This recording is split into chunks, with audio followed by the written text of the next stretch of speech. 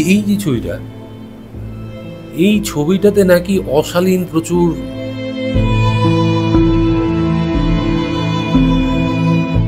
I swear my god, আমার আজকে দুপুরে লাঞ্চ হবে না। না আমি ভাবছি যে আজ পর্যন্ত কাউকে আই লাভ ইউ বলতে পারিনি। আমি তোমাকে ছাড়া চলতে পারছি না। কেউ যোগী ভিক পায় না। এই মুহূর্তে আমি রয়েছি চিরদিনই তুমি যে আমাদের মেকআপ রুমে, আর আমার সঙ্গে রয়েছে আর্য অর্থাৎ জিতুদা। তোমার মেকআপ রুমটা নিয়ে একটু যদি জিজ্ঞাসা করি, এত সুন্দর করে পরিপাটিভাবে সাজিয়ে রেখেছো। তোমার লাইটটা জ্বলছে বলে, তা না হলে এখানে একটা আমি লাইট তৈরি করেছি, যেটা একটা এরকম করে রে মতো পড়ে, আমি তার মধ্যে বসে পড়াশোনা করি অথবা মেডিটেশন করি, যা করি এই লাইটসগুলো জ্বালাই। এইগুলো আমার মনে রাখার জন্য লেখা কিছু নোটস। টাইম ইজ প্রেশাস, সবাই তোমার বন্ধু হয় না, এইগুলো আর কি। I love my work, I respect everything. তো আমার বাড়ি যেভাবে আমি থাকি, বাড়িতে যেভাবে থাকি, আমার এই মেকআপ রুমটা আমার কাছে খুব শ্রদ্ধা এবং সাধনার জায়গা। আমার মন্দির মনে হয়, আমার ঠাকুর বসানো থাকে প্রতি সোমবার, এবং প্রত্যেক দিনই পুজো হয় তার, এবং তার ফলও আমরা পাই। একদম তার জন্যই আর কি। কারণ বাড়ির থেকে মনে হয় বেশি টাইমে মেকআপ রুমে মানে কাটানো হয়, তাই না? যেহেতু 14 ঘন্টা। হ্যাঁ, মানে আমি হয়তো 14 ঘন্টা, আবার 14 ঘন্টা বলবে প্রডিউসার তো 14 ঘন্টা করে না, আমি 10 ঘন্টা কাজ করি।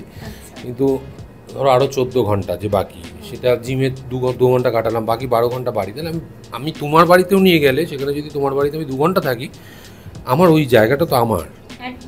ধরো গাড়ির থেকে কেউ গাড়ি করে যাচ্ছে, হঠাৎ একটা তেরাঙ্গা খেয়ে বা শিকড় খেয়ে বা একটা কিছু খেয়ে প্যাকেটটা ফেললো, রাস্তাটা তো আমারও।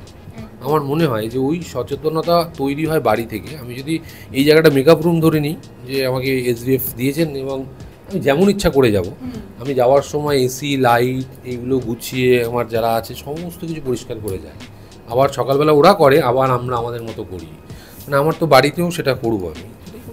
মানে পুরো নিজের ঘর ভেবে এটাকে সাজিয়ে রাখা হয়। আমি সবটাই নিজের ভাবি, যে আমাকে থাকতে দিয়েছি মানে আমি ভাড়া বাড়িতেও যখন ছিলাম আমি নিজের ভেবেই থাকতাম, যেটা আমার বাড়ি। তাই জন্য যখন ভাড়া বাড়ি থেকে আমি নিজের বাড়িতে এসেছি, আমার খুব কষ্ট হয়েছিল যে ওই জায়গাটাকে আমি মিস করব। আচ্ছা, গল্পে কি চলছে?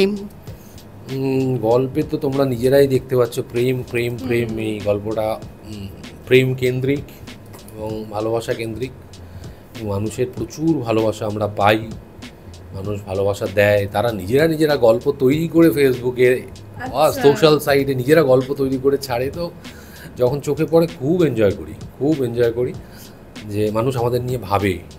আমাকে তো প্রচুর আশীর্বাদ দেয়, আমি তাদের কাছে মানে কৃতজ্ঞ, চিরকৃতজ্ঞ।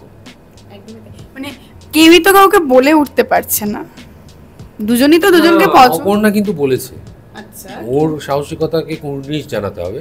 কিন্তু এই মানুষটার না বলে ওঠার কারণটাও তো আপনাকে, মানে তোমাকে একটা জায়গায় জাস্টিফাই করতে হয় যে আমি বুঝতে পারছি আমি ওর থেকে বড়। আমি রিয়েল লাইফেও ওটা হয় যে কখনো বুঝতে পারি আমি ওর থেকে বড়। আমাকে বেশি সংযত থাকতে হবে, আমাকে বেশি ম্যাচুরিটি দেখাতে হবে রেদার দেন হার। তো এখানেও তাই, যে ও বলে ফেলেছে আমি তোমাকে ভালোবাসি, কিন্তু একটা ম্যাচিওর মানুষ যার জীবনে প্রচুর ওঠা পড়া আমরা দেখেছি, সেইখানে সেই মানুষটা আমি তোমাকে ভালোবাসি কলেজের ছেলের মতো অথবা স্কুলের ছেলের মতো ওরকম হিউজিক্যালি হঠকারী সিদ্ধান্ত নেওয়ার মতো নিতে পারছে না। তাই জন্য ওর একটু সময় লাগছে, কিন্তু ও ভাবে বুঝিয়ে দিচ্ছে, কিন্তু মানে প্রকাশ করে ফেলছে, এমন না ইন্টেনশনালি, ভেতর থেকে ইনহেরিয়েন্টলি বেরিয়ে আসছে যে হ্যাঁ আমি তোমাকে ছাড়া চলতে পারছি না। সচরাচর মেয়েরা ভালোবাসলেও সে ছেলেটাকে বলে না, কারণ ছেলেটার কাছ থেকে এক্সপেক্ট করে যে সেই বলবে। এখানে সেখানে অপর্ণা তার সাহসিকতা দেখে আগেই বলে ফেলেছে।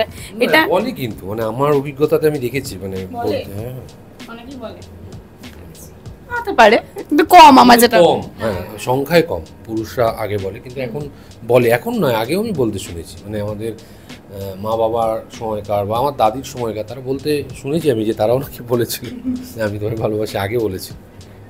তোমার কি মনে হয় যে যে পক্ষই আগে ভালোবাসুক না কেন, ছেলেটা হোক বা মেয়েটা হোক, কারোর দিক থেকে তো আগে হয় বিষয়টা, মানে ভালো লাগাটা। তো তোমার কি মনে হয় যে বলে ফেলাটাই উচিত, নাকি মনের মধ্যে রাখাটা কিছু? আমি ইন্ট্রোভার্ট, তো আমি কখনোই আজ পর্যন্ত কাউকে আই লাভ ইউ বলতে পারিনি। তোমার যদি পুরনো ভিডিও দেখো, মানে যার সাথে আমার সম্পর্ক ছিল সেখানেও যদি দেখো আমি বলে উঠতে পারিনি, আমি ইন্ট্রোভার্ট। তাহলে কি সেটা সেদিক থেকেই এসেছিল তোমার কাছে? হ্যাঁ, সেটা তো আগের ভিডিও আছে, সেটা নিয়ে আমরা নাই কথা বললাম, কিন্তু আমি বলে উঠতে পারি না। কিন্তু ভাবে কাজে আমার সঙ্গে এই চরিত্র অনেক মিল আছে, মানে বুঝিয়ে দিই যে হ্যাঁ আমার তোমাকে প্রয়োজন, এবং এতটাই বোঝাই সে বুঝতে পারে আমাকে ছাড়া সে চলবে না। সেইটা বোঝানোটা আমি এখন কমিয়ে দিয়েছি। মানে বুঝিয়ে দিলে মনে হয় এখন চাপ নাকি, যে সবটা না বোঝানোই ভালো? ইয়েও যোগী ভিক পায় না। একদমই তাই। আচ্ছা, এই যে বৃষ্টির ওয়েদার, মানে এখন তো মানে বেশিরভাগ সময়টা বৃষ্টিই হচ্ছে, কতটা এনজয় করছো? আমি বৃষ্টি কাল মানে ঋতুটাকে খুব এনজয় করি, আমি ভালোবাসি। বৃষ্টি দেখতে ভালোবাসি, বৃষ্টির ভিডিও তুলতে ভালোবাসি, বৃষ্টিতে ভিজতে ভালোবাসি। আমার যেহেতু পরের মাসে আমার জন্মদিন, আমি বৃষ্টির মধ্যেই জন্মেছিলাম, জন্মাষ্টমীর দিন আমার জন্ম হয়েছিল, বৃহস্পতিবার। তো তাই জন্যই হয়তো হবে। এত পছন্দ। হ্যাঁ, মানে আমার জন্মদিনের দিন বৃষ্টি হয়নি, খুব কম দেখেছি। কারণ যেহেতু বর্ষাকাল, বর্ষাকাল কম বেশি থাকে। আর বৃষ্টির দিনে খাওয়া দাওয়া যদি জিজ্ঞাসা করি, কি খেতে সবথেকে বেশি ভালো লাগে? আমি বাড়ির খাবার খাই, মানে বৃষ্টির দিন বলে নয়, আমি সারা বছর একই খাবার খাই। আমি ওই জায়গাটায় খুব বোর করবো লোককে আর কি, কিন্তু যখন খেতে ইচ্ছে করে তখন বন্ধু বান্ধবদের ডেকে নিই, খুব কম বন্ধু বান্ধব আছে, সবাই মিলেমিশেই আর কি। ওই তখন কেউ চাইনিজ খেলো, কেউ বাঙালি খাবারই খেলাম। তোমার কোনটা সবথেকে বেশি পছন্দ? আমার পোস্ত বাটা, গরম ভাত আর ডিম সেদ্ধ, এটা হচ্ছে আমার ফেভারিট ডিশ। আচ্ছা, ভাত তো সবসময় খাওয়া হয় না নিশ্চয়ই, ডায়েটে খাই, ভাত রুটি সব খাই আমি, ঘি সব খাই আমি। কিছু তোমাকে ওয়ার্কআউট করতে হবে ঠিক মতো, প্রপার টাইমিংয়ে খেতে হবে, ঘুমোতে হবে, সব খাওয়া যায়। কে বলেছে খাওয়া যায় না? মানে সেটা পোরশনটা মেনটেন করতে হয়। পোরশন মেনটেন করতে হয়। আমি ডিটক্স ওয়াটারও খাই, আমি ফলও খাচ্ছি, আমি খাবারও খাচ্ছি, জিমেও যাচ্ছি যতটা সময় পাচ্ছি, বাট আমি খাই, সবটাই খাই।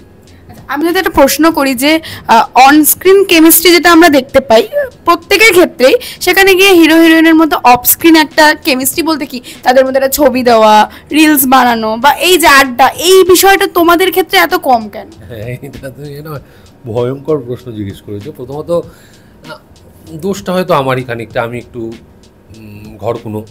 আমি হয়ে গেলে আমার ঘরে মানে আমার মেকআপ রুমে চলে আসে, আমি বই নিয়ে বসে যাই, আমার চারিপাশে পড়েও রয়েছে সেরকম, হয়তো লেখালেখি নিয়ে রইলাম। এবার কি হয়েছে, কিছুদিন আগেই আমি তোমাকে একটা জিনিস, মানে আমি জানি না যে মানে ভয়টা আরও বেশি করে হলো যে এই যে আমি দেখিয়ে দিই এই যে ছবিটা, এই ছবিটাতে নাকি অশালীন প্রচুর মন্তব্য এসছে, আমার কাছে কিন্তু আসেনি।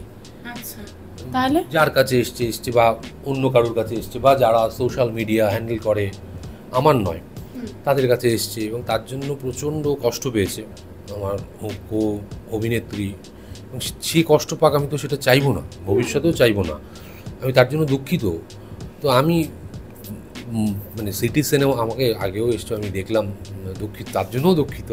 তোমাদের প্রত্যেকেই বলি, আমি এক জায়গায় হয়তো ডিমোটিভেট করো আমার দর্শককে, যে আমাদের অফ স্ক্রিন কেমিস্ট্রিতে হয়তো খুব কম ছবি আমার ওর দুজনেরই দেখতে পাবে, কারণ এই ধরনের কমেন্ট, যে কমেন্ট আমার ছোট অভিনেত্রীকে, যে বয়সে অনেক ছোট, সবে মাত্র 22-23 বছর বয়স, জীবন দেখতে শুরু করেছে, তাকে যদি ওরকম নোংরা ভাষায় আক্রমণ করা হয়, আমার খুব কষ্ট লাগবে। তাই জন্য আমি অন্তত কোনো ছবি পোস্ট করবো না, রিল তো করবোই না, ওর ভবিষ্যতের দিকে নজর দিয়ে আর কি, মানে মাথায় রেখে। কারণ বিষয়টা নিয়ে একটু অন্যরকম হয়ে যায়। আমি খুব সেন্সিটিভ, মানে আমি শুনেছি আজকালের মধ্যে আমার, আই সোয়ার মাই গড, আমার আজকে দুপুরে লাঞ্চ হবে না। মানে আমি ভাবছি যে একটা মানুষকে আমি ডিসরেসপেক্ট করে ফেললাম কি, মানে আমার কাছে দেখিনি, আমি জানি না কোন মন্তব্যের কথা বলছে। তো আমি সেই জায়গা থেকে খুব হার্ট। ছবিটা কি তোমরাই পোস্ট করেছো? আমি পোস্ট করেছিলাম, মানে আমার টিম পোস্ট করেছিল, বলেছিল আমাদের যারা সোশ্যাল মিডিয়া, খুব সুন্দর লাগছে দেখতে, মনে হচ্ছে যেন একটা ছোট বয়সী মেয়েকে তাকে আঁকড়ে ধরেছে, মানে তাকে সেফ গার্ড দিচ্ছে, কিন্তু সেটা নাকি খুব অশালীনভাবে গেছে মানুষের কাছে, মানুষ নাকি সেটাতে রিয়্যাক্ট করেছে। আমি খুব হার্ট হয়েছি সেটাতে। স্বাভাবিক, কারণ তুমি ওই মিনে তো বিষয়টা করোইনি, মানে আমি জানি না, আমার কাছে কিন্তু আসেনি, বারবার বলছি এই ছবিটা আমার কাছে প্রচুর কমেন্টস এসছে, আমার কাছে কখনো কোনো অশালীন মন্তব্য আসেনি। আমার দর্শক, আমার যারা আমাকে ভালোবাসে, তারা করেনি। আমি জানি না, তাদের টেস্ট হয়তো আমার সঙ্গে মেলে, কিন্তু কোথাও এসছে সেটাও আমি দেখিনি। কিন্তু আমার অভিনেত্রী আমার থেকে ছোট আমার স্নেহের খুব, সে যখন হার্ট হয়েছে আমি তাতে হার্ট হয়েছি যে ইটস নট ডান। আমি সঙ্গে সঙ্গে নামিয়ে দিয়েছি ছবি, বলেছি যে একদম নয়। কখন মানুষ কিভাবে নেবে, তার মনে যেন কোনোভাবে দাগ না পড়ে। সেই সবে তার কেরিয়ার হয়তো অনেকদিন শুরু করেছে, সেটা আমি বলবো না, সেটা আবার অন্য জায়গায় চলে যাবে। বাট সে সবে মাত্র জীবনটা দেখতে শুরু করেছে, 22-23 স্টার্টিং। না, আমি নিয়ার অ্যাবাউট 40, সেখান থেকে এটা আমি চাইবো না যাতে। একদমই তাই। এই জন্যই তুমি এখন এই মুহূর্তে দাঁড়িয়ে সিদ্ধান্ত নিচ্ছ যে ছবি টবি পোস্ট বা রিলস এগুলো না করাই ভালো। হ্যাঁ, মানে কেউ কষ্ট পাক কোনো বক্তব্যে, দর্শকরা অনেক সময় মন্তব্য করে, কিন্তু সেইটাকে হ্যান্ডেল করাটা ওই ম্যাচুরিটির জায়গায় যেতে হয়। আমি যেমন প্রভাবিতই হই না কোনো কিছুতে, আমাকে কেউ গালি দিলেও প্রভাবিত হই না, আমাকে কেউ মাথায় তুললেও প্রভাবিত হই না।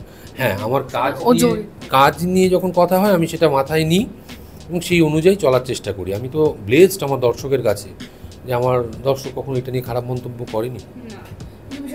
এই ছবিটার ক্ষেত্রে যদি দিতিপ্রিয়া দিয়েও জড়িত, তো সেখান থেকে তোমার মনে হবে যে আমাকে তুমি ঠিক আছে করতে পারো সমালোচনা, কিন্তু আমার জন্য কেউ হার্ট হবে সেইটা আমি কোনোদিন চাইবো না। তার থেকে বরঞ্চ ছবি পোস্ট না করাটাই বেটার। বইপত্র নিয়ে থাকি, এমনি করতাম না। আমাকে বহু লোক প্রচুর সময় বলতো কেন তোমাদের হচ্ছে না। আমি হঠাৎ মনে হলো যে আমাদের দেখতে সুন্দর লাগছে, একটা গানের সিকোয়েন্স করেছি, আমিও খুব এক্সাইটেড ছিলাম, এই তো এক্সাইটমেন্টের ফল। সো ঠিক আছে, একদমই তাই। এমনিতে যদি আমি তোমাদের জিজ্ঞেস করি, ছবি বা রিলসের কথা বাদ দিয়ে মানে তোমাদের অফ স্ক্রিন বন্ডিংটা কতটা জমেছে এতদিন? অফ স্ক্রিন আমি ওকে খুব শ্রদ্ধা করি, স্নেহ করি। এবার না, এই পরের বদলে ওইটুখানি কেটেই লোক লাগাবে, মানে স্নেহের জায়গা থেকে না, ওর ডেডিকেশন অন্য রকমের। ও পড়াশোনা করে এত এত সিনসিয়ার। আমার ওর কাজের প্রসেস খুব ভালো লাগে। আমি বাড়িতে গিয়েও বলি যে আমি প্রচুর হিরোইনের সাথে কাজ করেছি, তারা ভালো। মানে তুমি কলকাতার বুকে যারা বড় হিরোইন, মানে স্টার হিরোইন, আমি সবার সাথে কাজ করে ফেলেছি। যে ঋতুদি হোক, শ্রাবন্তী হোক, শুভশ্রী হোক, পাউলি হোক, পায়েল হোক, সবার সাথে কাজ করেছি। But she is different. একদমই তাই। শেষ করব, কি বলবে? শেষ বলবো হচ্ছে আর কি, মানে আমার দর্শক আমাকে প্রচুর প্রচুর ভালোবাসা দেয়। ইয়েস আর চরিত্রটাকে যেভাবে আপন করে নিয়েছে, ঘরের করে নিয়েছে, আমাকে তারা ডিরেকশন দেয় মাঝে মাঝে, আপনি এইভাবে কথা বলবেন না, আপনি এই জামাটা পরবেন না। I love to listen that. মানে আমি ভাবি যে আমি কতটা ব্লেসড, এবং আমার বাবা মা বা আমার খুব কাছের মানুষ যেভাবে আমাকে বলে, ঠিক আমার প্রত্যেকটা দর্শক ওইভাবে বলে। আমি যেগুলো শুনি সেভাবে চলি। ইললজিক্যাল জিনিস করার মানে করতে বলা হলেও আমি কিন্তু সেটা সেই দিকে যাই না। আমি এই সিরিয়ালের কথা বলছি না, আমি নিজের কাজের কথা বলছি। তো আমাকে আমার পথ প্রদর্শক তারা, তো যেদিকে পথ দেখাবে আমি সেদিকে যাব। মানে আমি লোলুপ নই, লোভা নই। আপনারা ভালোবাসা দেবেন, সেটাই আমি গ্রহণ করব। আপনাদেরকে আমি উৎসাহিত করব না আমাকে ভালোবাসুন ভালোবাসুন, আমার কাজ করে যাওয়া। Thank you so much. টলিউডের latest update, gossip and entertainment পেতে সাবস্ক্রাইব করুন শুধুমাত্র সিটি সিনেমা, আর ফলো করুন সিটি সিনেমার Instagram, Facebook, Twitter and ShareChat page.